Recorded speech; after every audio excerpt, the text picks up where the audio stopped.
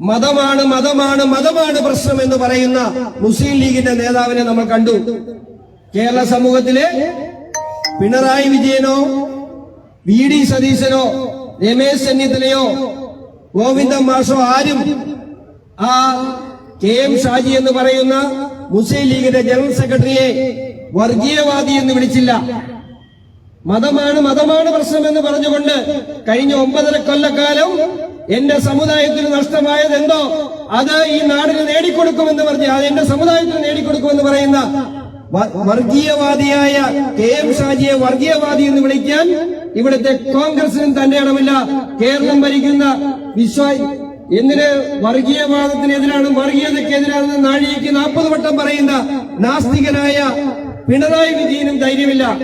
പക്ഷേ നിങ്ങള് ഇന്നലെയും മിനിഞ്ഞാന്നുമായി NSSന്റെയും SNDPയുടെയും ജനറൽ സെക്രട്ടറിമാർ അവർ രാഷ്ട്രീയ നേതാക്കളല്ല എന്ന് നിങ്ങൾ ഓർക്കണം.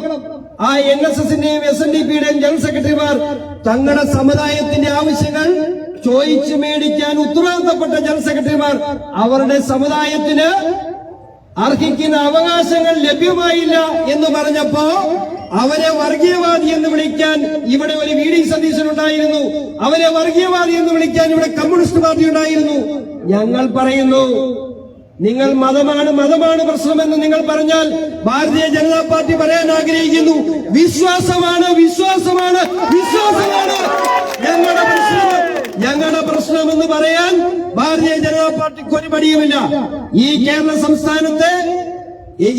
സംസ്ഥാനത്തെ മാത്രമല്ല ഈ രാജ്യത്തെ എല്ലാ മതവിശ്വാസങ്ങളെയും സംരക്ഷിച്ച് ചേർത്ത് പിടിക്കുന്ന ഭാരതീയ ജനതാ പാർട്ടി പറയുന്നു, ഈ നാട്ടിൽ കഴിഞ്ഞ 7 പതിറ്റാണ്ട് കാലമായി അന്യായമായി നിങ്ങൾ നടത്തിയ പ്രീണന രാഷ്ട്രീയത്തിലൂടെ ഇവിടെ ആരുടെയൊക്കെ അവകാശങ്ങൾ ലംഘിക്കപ്പെട്ടിട്ടുണ്ടോ ആ അവകാശങ്ങൾ തിരികെ നേടിക്കൊടുക്കുവാൻ വേണ്ടിയുള്ള പോരാട്ടം ഭാരതീയ ജനതാ പാർട്ടി ആരംഭിച്ചു കഴിഞ്ഞു. അതിന് ബഹുമാനപ്പെട്ട അമിത്ഷാജി കഴിഞ്ഞ ദിവസം തിരുവനന്തപുരത്ത് വന്നപ്പോ അദ്ദേഹം ഒരു കാര്യം പറഞ്ഞു. We are not against Islam. We are not against Christianity. We are not against any Hindu. ഞങ്ങൾ ഒരു ഇസ്ലാമിനും ഒരു ക്രൈസ്തവനും ഒരു ഹൈന്ദവനും BJP എതിരല്ല. പക്ഷേ ഏതെങ്കിലും മതവിഭാഗത്തിനെ പ്രീണിപ്പിക്കാൻ വേണ്ടി മറ്റൊരു മതവിഭാഗത്തിന്റെ അവകാശങ്ങൾ കവർന്നെടുക്കുന്നിടത്ത് അതാര് തന്നെയാണെങ്കിലും ഭാരതീയ ജനതാ പാർട്ടി അവിടെ ഇടപെടാതിരിക്കാൻ ഈ രാഷ്ട്രീയ പാർട്ടിക്ക് കഴിയില്ല. കാരണം സബ്കാ സാത്ത് സബ്കാ വികാസ് എന്ന് പഠിപ്പിക്കുന്ന എല്ലാവരുടെയും നന്മയ്ക്ക് വേണ്ടി എല്ലാവരോടൊപ്പം എന്ന് മുദ്രാവാക്യം വിളിക്കുന്ന ഭാരതീയ ജനതാ പാർട്ടിക്ക് അങ്ങനെ പറയൂ. അതുകൊണ്ടാണ് ഞങ്ങൾ പറയുന്നത്, വിശ്വാസമാണ് വിശ്വാസമാണ് വിശ്വാസമാണ് ഭാരതീയ ജനതാ പാർട്ടിയുടെ പ്രശ്നം. ആ വിശ്വാസത്തോടൊപ്പം ഈ സംഭവത്തോട് ഞങ്ങൾ പറയുന്ന ഒരൊറ്റ മുദ്രാവാക്യം കൂടെ ഉള്ളൂ, വികസനം. വിശ്വാസത്തെയും വികസനത്തെയും ചേർത്ത് പിടിച്ചുകൊണ്ട് ഭാരതീയ ജനതാ പാർട്ടി മുമ്പോട്ട് പോകാൻ ആഗ്രഹിക്കുന്നു. അത് മാത്രമല്ല, നിങ്ങൾ കഴിഞ്ഞ കാലങ്ങളിൽ നടത്തിയിട്ടുള്ള പ്രീണന രാഷ്ട്രീയത്തിന്റെ കണക്ക് ഞങ്ങൾ ജനങ്ങളുടെ മുമ്പിൽ വെക്കാൻ പോവുകയാണ്. നിങ്ങൾ കേരളത്തിന്റെ അവകാശ സംരക്ഷണങ്ങളിൽ കേരളത്തിന്റെ എല്ലാ സമുദായത്തിന്റെ അവകാശങ്ങൾ സംരക്ഷിക്കുവാൻ അവിടെ വെള്ളാപ്പള്ളി ഗണേശൻ പറഞ്ഞ വിഷയങ്ങൾ, അവിടെ സുകുമാരൻ നായർജി പറഞ്ഞ വിഷയങ്ങൾ, ഇതൊക്കെ കേരള സമൂഹം ചർച്ച ചെയ്യണം. എന്താ ഇന്നലെ മിനിഞ്ഞാന്ന് VD സതീശൻ പറഞ്ഞു, മരിച്ചു വീഴാൻ വർഗീയതക്കെതിരെ പോരാടി മരിച്ചു വീഴാൻ എനിക്ക് മടിയില്ല. തന്റെ ഇടമുണ്ടോ സതീശ തനിക്ക് ജമാഅത്തെ ഇസ്ലാമിക്കെതിരെ എന്ന് പറയാൻ? തന്റെ ഇടമുണ്ടോ സതീശ SDPക്കെതിരെ നിങ്ങൾക്കിത് പറയാൻ? മതരാഷ്ട്രവാദം ഉന്നയിക്കുന്ന ജമാഅത്തെ ഇസ്ലാമി നിലമ്പൂരിൽ പരസ്യമായി അവരുടെ സഹായം സ്വീകരിച്ചുകൊണ്ട് ഈ പറയുന്ന സതീശൻ ഇപ്പൊ ഭയങ്കര മതേതരവാദിയാണ്. 2 ദിവസമായി പുള്ളി മരിച്ചു വീഴുന്നാ പറയുന്നത്, വർഗീയതക്കെതിരെ പോരാടി. ആരാ? ഈ കഴിഞ്ഞ ഡൽഹി സ്ഫോടനത്തിൽ ഉൾപ്പെടെ ഒളിഞ്ഞും തെളിഞ്ഞും നേരിട്ടും അല്ലാതെയും ബന്ധമുള്ള ജമാഅത്തെ ഇസ്ലാമിയെ കൂടെ കട്ടിൽ കിടത്തിയിട്ടാണ് പറയുന്നത്, ഞാൻ മതേതരവാദിയാണ്, വർഗീയതക്കെതിരെ പോരാടി മരിച്ചു വീഴാൻ തയ്യാറാ. ഈ കാപട്യത്തെ, ഈ വർഗീയ കാപട്യത്തെ, ഈ മതേതരത്വത്തിനെതിരെയുള്ള നിങ്ങളുടെ ഈ നിലപാടുകളെ, നിങ്ങളുടെ ഈ പീഡന രാഷ്ട്രീയത്തെ പൊതുസമൂഹത്തിൽ പൊളിച്ചൊഴിയുക തന്നെ ചെയ്യും. നമുക്കറിയാം 2000 എല്ലാവരും അങ്ങ് മറന്നുപോയെന്നാണ് ഇവര് ധരിച്ചു വെച്ചിരിക്കുന്നത്.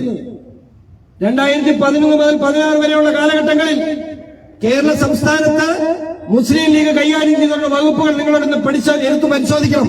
ഏതാ? വിദ്യാഭ്യാസം, പൊതുമരാമത്ത് വകുപ്പ്, ന്യൂനപക്ഷ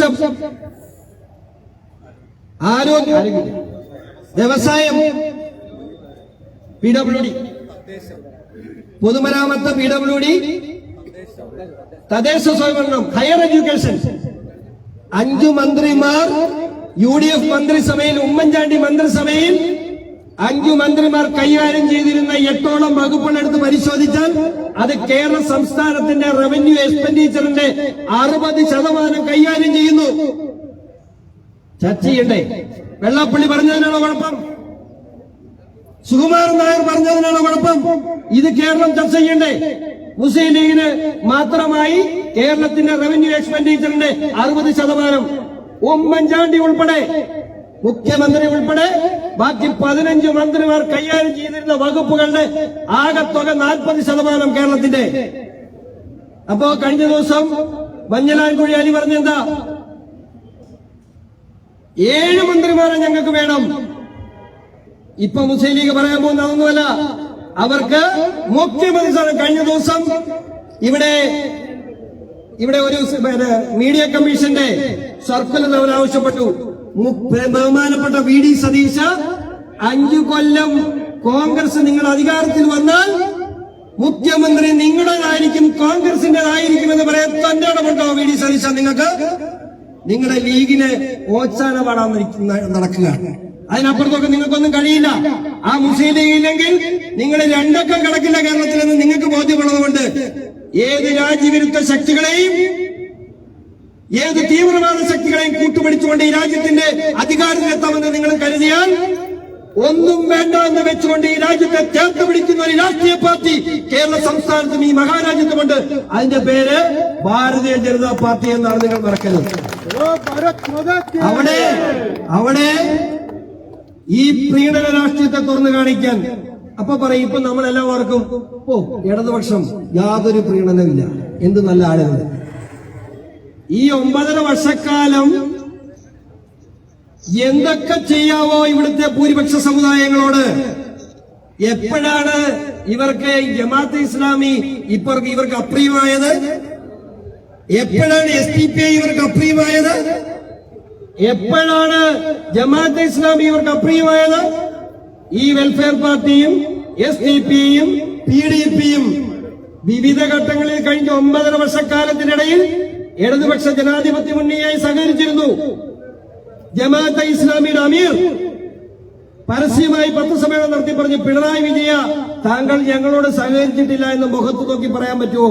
അയാൾ മറ്റൊരു കാര്യം കൂടെ പറഞ്ഞു, കേരള സംസ്ഥാനത്ത് ഞങ്ങളുമായി ഒളിഞ്ഞും തെളിഞ്ഞും ചർച്ച നടത്താത്ത ഒരൊറ്റ രാഷ്ട്രീയ പാർട്ടിയുള്ളൂ. ആ രാഷ്ട്രീയ പാർട്ടിയുടെ പേര് BJP എന്നാണെന്ന് SDPയുടെ അമീർ, ജമാഅത്തെ ഇസ്ലാമിയുടെ അമീർ പറയുന്ന സാഹചര്യം ഇവിടെ ഉണ്ടായി. അപ്പോ നമ്മൾ മനസ്സിലാക്കേണ്ടത് എന്താ?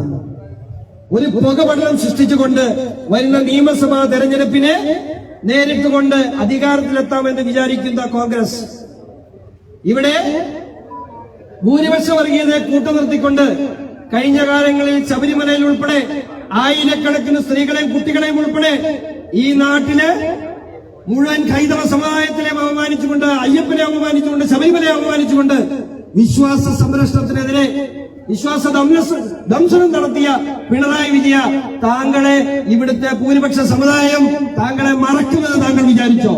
ഇപ്പം നടത്തുന്ന ഈ പ്രകടനം കൊണ്ട് ഇതൊക്കെ ഈ വരുന്ന മാസങ്ങളിൽ ഞങ്ങൾ ജനങ്ങളുടെ മുമ്പിൽ അവതരിപ്പിക്കും. ഇതൊക്കെ ജനങ്ങളുടെ മുമ്പിൽ അവതരിപ്പിച്ചുകൊണ്ട് ഇവിടുത്തെ ജനങ്ങൾ ഒരു മാർക്കിടും.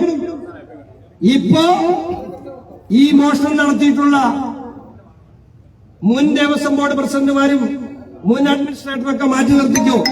ഇനി നമുക്ക് എല്ലാം അറിയാവുന്ന ഒരു കാര്യമില്ലേ, ദേവസ്വം ബോർഡിന്റെ അപ്പോയിന്റ്മെന്റ് PSC വഴിയൊന്നും അല്ലല്ലോ, പിണറായി വിജയനല്ലേ തീരുമാനിക്കുന്നത്. ഇനി അതിനപ്പുറത്തേക്ക് പറഞ്ഞാൽ മേൽശാന്തി നിയമനത്തിൽ പോലും നമ്മൾ സംശയിക്കേണ്ടതായ പല കാര്യങ്ങൾ കടന്നു വന്നിട്ടുണ്ടെന്ന് പറയാതിരിക്കാൻ കഴിയില്ല. അതും സമഗ്രമായ അന്വേഷണത്തിന് വിധേയമാക്കണമെന്നാണ് ഞങ്ങൾക്ക് പറയാനുള്ളത്. അപ്പോ നമ്മളെ സംബന്ധിച്ചിടത്തോളം ഈ 2 ശക്തികൾ, അത് ഇടതുപക്ഷമാണെങ്കിലും വലതുപക്ഷമാണെങ്കിലും, ഞാനൊരു കാര്യം ചോദിച്ചോളട്ടെ, കഴിവുള്ള ഒരു മന്ത്രി എന്ന് സ്വയം അവകാശപ്പെടുന്ന ആളാണ് ശ്രീ VN വാസവൻ. അങ്ങയുടെ മൂക്കിന് താഴെ എന്തിന് ഏറ്റവും അവസാനം വന്നിട്ടുള്ള PS പ്രശാന്ത് ഉൾപ്പെടെയുള്ള ദേവസ്വം ബോർഡ് പ്രസിഡന്റുമാർ, ആ ദേവസ്വം ബോർഡ് പ്രസിഡന്റ് അവർ പോലും കുറ്റവാളിയാണ് എന്ന നിലയിലേക്ക് SITയുടെ കണ്ടെത്തലുകൾ വന്ന സാഹചര്യത്തിൽ ഇതൊന്നും ഞാൻ അറിഞ്ഞിട്ടില്ല എന്ന് ഏറ്റുമാനൂരിന്റെ പ്രിയങ്കരനായ MLA-യും ദേവസ്വം വകുപ്പ് മന്ത്രിയുമായ VN വാസവൻ പറഞ്ഞാൽ അത് വിശ്വസിക്കാൻ ഭാരതീയ ജനതാ പാർട്ടിക്ക് സൗകര്യമില്ല എന്ന് മാത്രമേ എനിക്ക് ഈ അവസരത്തിൽ പറയാനുള്ളൂ. ഞാൻ ദീർഘിപ്പിക്കുന്നില്ല. ഈ സമരം ഇത് തുടക്കമാണ്.